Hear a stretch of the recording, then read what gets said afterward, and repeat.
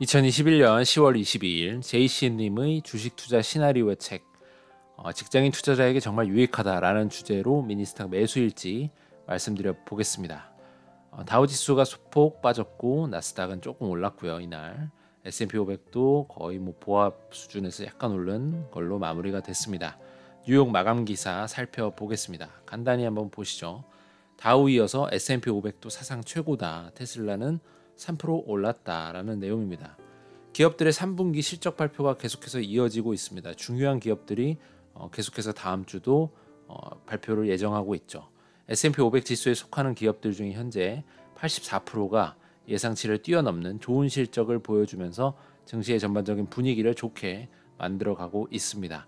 미국 자본주의의 어찌 보면 투명성이라고도 말할 수가 있는 것이 실적이 좋게 나오면 주가의 반응도 좋습니다. 또 실적이 안 좋게 나오면 주가도 하락하는 모습을 보여주는 경우가 꽤나 일반적으로 비례하는 느낌으로 나오고 있습니다. 그런데 우리나라의 경우는 이게 말이 안 되게 반대되는 경우도 많죠. 그러니까 어찌 보면 미국이 좀 더 투명하다라고 볼 수도 있을 거고요. 어떤 측면에서는 미국이 좀 부러워지기도 합니다.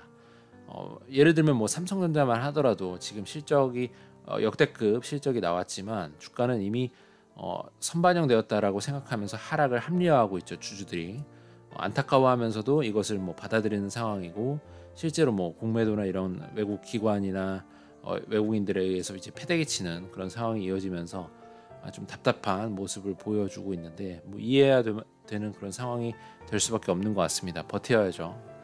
이 악물고 버티고 있습니다. 이날 주목할 만한 점은 IBM의 경우에는 실적이 좀 전망치를 하회하면서 아주 크게 전망치를 하회한 것도 아닌데도 불구하고 성장 둔화가 좀 예상되면서 10% 가까이 폭락을 했습니다. 어쨌든 오늘도 룰대로 매수하였습니다. 총평가액은 4,400만 원이 좀 넘어가고 있습니다. 꾸준하게 매수하고 있고, 최근에는 디즈니와 페이스북에 조금 더 힘을 싣고 있고요.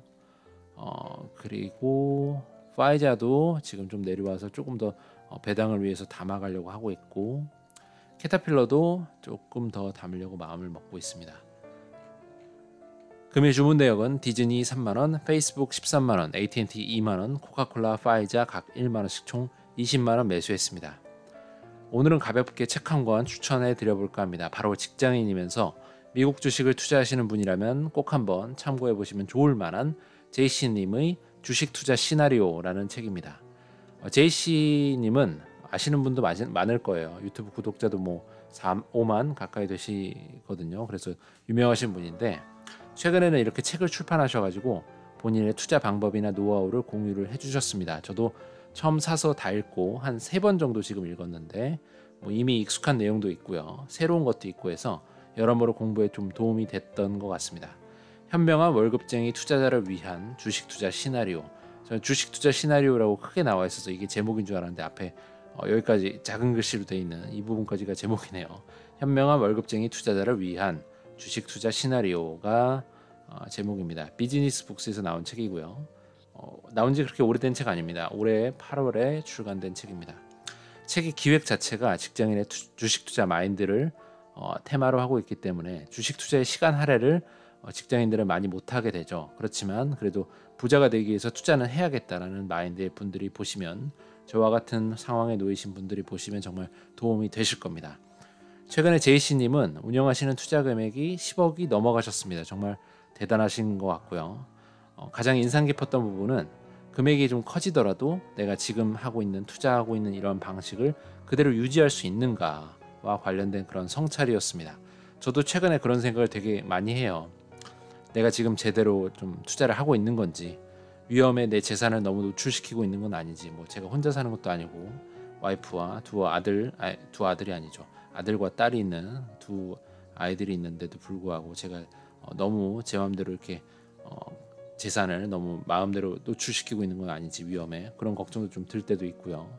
지금 금액보다 훨씬 더 커졌을 때, 만약에 지금은 4천인데 만약에 10배가 커져서 4억이 되더라도 지금과 같은 기준으로 룰을 지키면서 할 수 있을지, 그렇게 하는 게 또 문제는 없는 것인지 같은 것들을 고민을 많이 하게 되더라고요. 이 책을 읽고서 그런 부분을 앞서간 선배 제이씨님의 이야기를 좀 참고하면서 조금은 해소할 수 있었던 것 같습니다. 그래서 한번 추천드려보고 싶습니다. 오늘은 여기까지 하겠습니다. 모두 성공 투자 기원 드리고요. 좋은 하루 되시기 바랍니다. 감사합니다.